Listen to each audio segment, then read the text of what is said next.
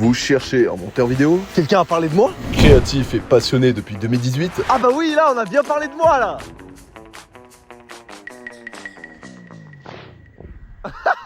Ah bon, je suis pas trop sûr pour celle-là. Mais c'est pas grave parce qu'aujourd'hui, je vais répondre aux questions qu'on m'a le plus posées en tant que monteur vidéo.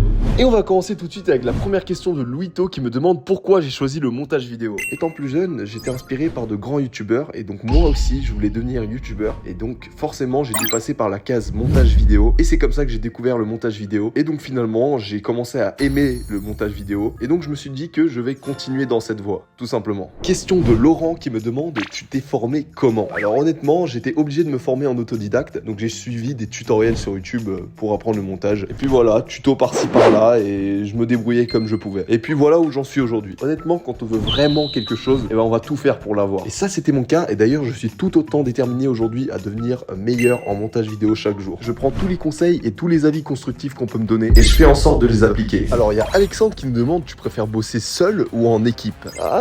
Alors honnêtement, je préfère les deux. Parce que quand t'es seul, t'es dans ta bulle et t'es concentré à 100%. Quand on est en équipe, on a plein d'idées qui fusent entre les collaborateurs et ça peut être hyper intéressant. Ensuite, on a une question de Samantha qui nous demande comment est-ce que tu gères les deadlines. Ah là là, moi les deadlines, une belle histoire d'amour. Non, plus sérieusement, je planifie, j'organise, je garde la tête froide et surtout, je m'y prends bien à l'avance pour éviter de stresser constamment. On a une question de Emma qui nous demande, tu fais quoi concrètement en montage? Alors concrètement, je fais tout. La première étape, c'est le dérushage. Ça consiste à visionner tous les rushs, donc les vidéos brutes, et sélectionner les meilleures prises. Après ça, on va classer et organiser tout ça. Donc on va choisir les meilleurs plans possibles pour que la vidéo soit super clean. Et ensuite, il y a l'étape du montage, ou plutôt de l'assemblage. C'est là où on met bout à bout les plans sélectionnés pour construire la vidéo. Donc là, pareil, on va prêter attention aux enchaînements entre les plans et la fluidité du rythme. Ensuite, il y a l'étape des transitions et des effets. Donc là, on va ajouter un maximum de transitions pour garder la matière utile de la vidéo. Et pourquoi pas ajouter des effets légers comme des zooms et des effets de vitesse. Après, tout dépend du type de vidéo qu'on a à monter. Et ensuite, il y a l'étape de l'habillage graphique. Donc c'est là où on va ajouter plein d'éléments et plein d'effets sympathiques pour le spectateur, comme les textes, les sous-titres et même des animations et des éléments visuels. Et puis pour finir, il y a l'étape du sound design et de l'étalonnage. C'est à cette étape qu'on va rajouter de la musique et des bruitages. On va également s'assurer de l'équilibre au niveau de la voix et de la musique, pour éviter qu'il y ait un son un peu plus fort qu'un autre. Et donc il y a l'étalonnage, donc le color grading, et c'est là où on va corriger les couleurs et équilibrer les images. Et puis il y a la dernière étape où c'est la vérification finale, donc on s'assure que tout est clean, puis on exporte la vidéo. Et puis on a une dernière question de Antoine qui me demande quel est ton projet de rêve? Honnêtement, mon rêve, ce serait de monter pour un artiste que j'admire, même tout simplement monter pour des chaînes de télévision ou des boîtes de production. Dans tous les cas, tout ce qui est en rapport avec le montage vidéo, ça me plaît. Mais chaque étape compte. Et pour l'instant, je cherche une alternance pour apprendre, progresser